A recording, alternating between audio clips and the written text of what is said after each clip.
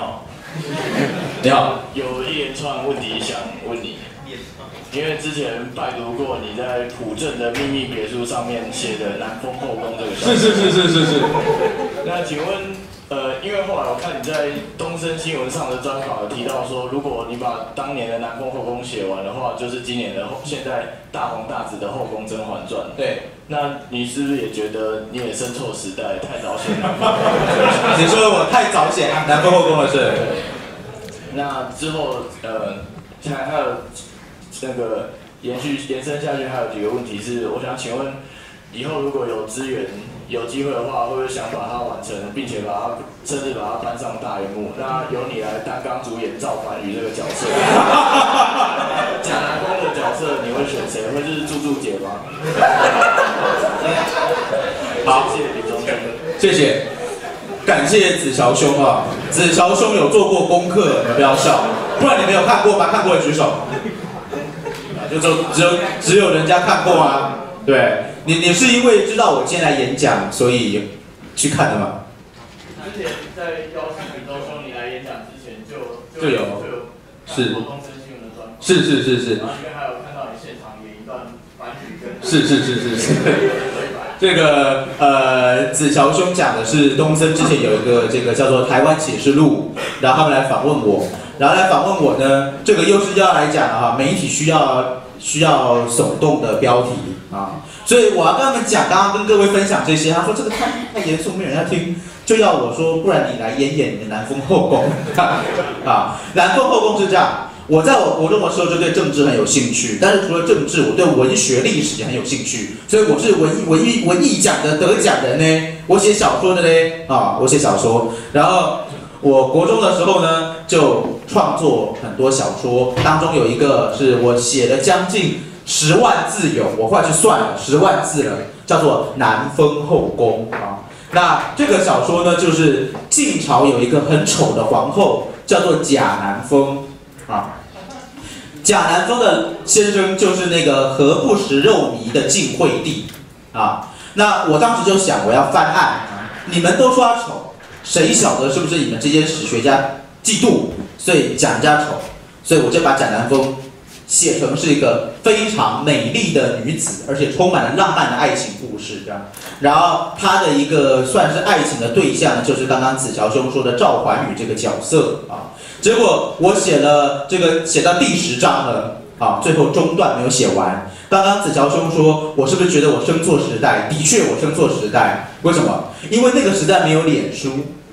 没有 Facebook， 所以你写完了小说之后，没有人跟你互动，你就写不下去，你知道吗？我写了10章以后呢，我当初是放在一个叫什么赤天使书城，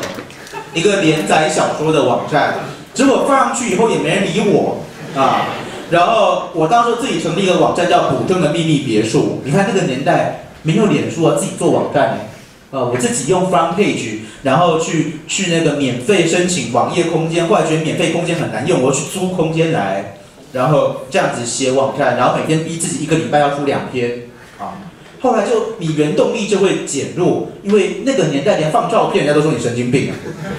你们现在每天脸书都在打卡放照片，对不对？我那时候放照片是要去买一个扫描机来扫描。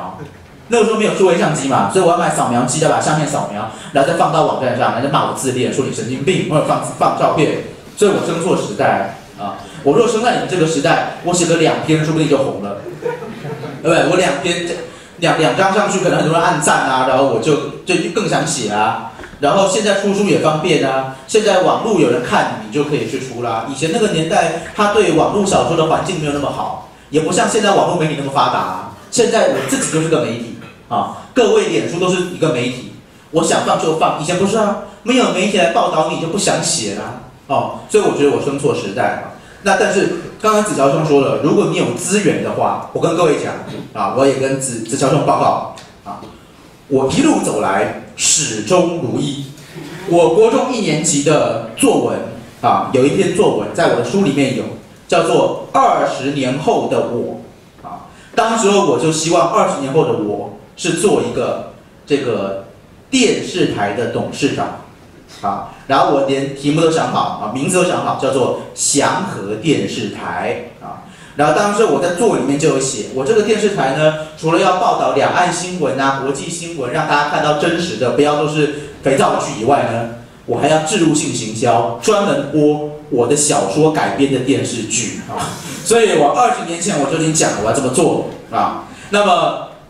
应该是18年前，因为我那时候写是12岁，所以我还剩下2年可以奋斗，我还有2年就20年了嘛。来跟各位报告，虽然呢，我当初希望成为一个电视台的董事长，到现在看起来好像实现的机会也渺茫，但是呢，我可能可以成为一个网络媒体的创始人，因为现在我已经刚刚创了一个网站，叫做燎原新闻网啊 ，Fire News。各位如果想要找呢，现在就可以抄网址，那网址很好记，叫做 www 啊点 fire 点 news。就这样，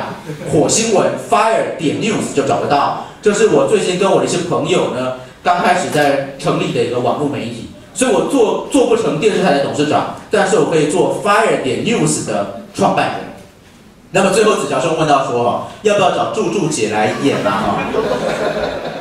确实我公开，我这边忘了那个 PO 出来，我的书里面有，就是我跟柱柱姐的合照。那是我高2的时候啊，我高2的时候，因为很喜欢参加政治活动啊，所以也去参加那时候文茜小妹大。当年陈文茜很红啊，然后我去参加文茜小妹大的那个户外开讲，然后柱柱姐就来了啊，然后最后结束的时候就跑去跟她拍一张照啊。那哪晓得过了11年以后，她跑出来选总统嘞啊！那所以我就说，我跟柱柱姐呢，老早就示爱了啊，我很早就已经跟她告白，我还跟她合照。我还搂她那张照片，我还搂她，因为柱柱姐不高嘛，所以我看起来特别高大，还搂她的，所以我早就跟她示爱。但是媒体也问过我这个问题，说你会不会喜欢柱柱姐这样的女生啊？苹果做了一个什么